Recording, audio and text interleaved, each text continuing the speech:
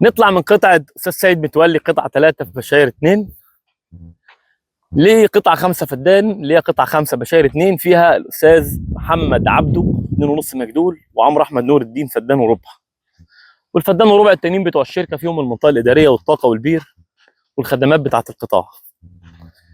استاذ محمد، احنا بنشكرك على ثقتك فينا، نشكرك على ان انت يعني اخترتنا علشان نبقى امناء على مالك وعلى استثمارك. ده منظر عام لقطعه 2.5 فدان، هي قطعه 5 في بشاير 2. بيشترك مع حضرتك بفدان وربع استاذ عمرو احمد نور الدين. 2.5 فدان ده استثمار مثالي. انت بتصور كده يا كابتن، هات منظر عام للقطعه دي، مزروعه برضو بقى لها اسبوعين 3 خلال شهر 4. استثمار 2.5 فدان هو استثمار جيد لكل اللي عايز 5 فدان، الافضل له 2.5. كل اللي عايز 10 فدان افضل له 5 فدان. الاستثمار الزراعي عايز العقلانيه في اتخاذ القرار.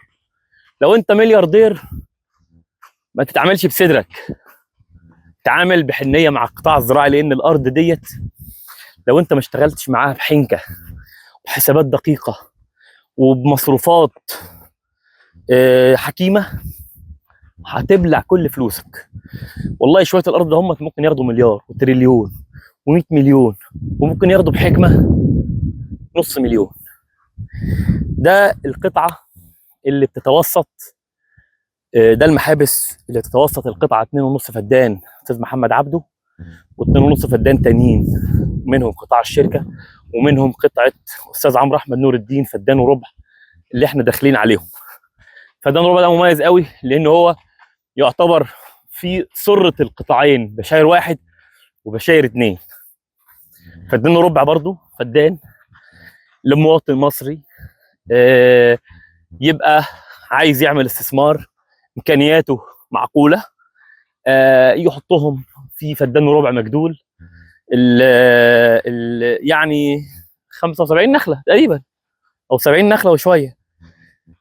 في السعوديه يا جماعه النخله دي ثروه. ما حدش بيقول في السعوديه انا عندي 20 فدان و30 فدان و10 فدان، كل بيقول لي عندي 50 نخله، عندي 200 نخله، عندي 40 نخله. لان النخله في السعوديه وحده قياس لثروات المزارعين. النخله في السعوديه هي وحده قياس لثروات المزارعين.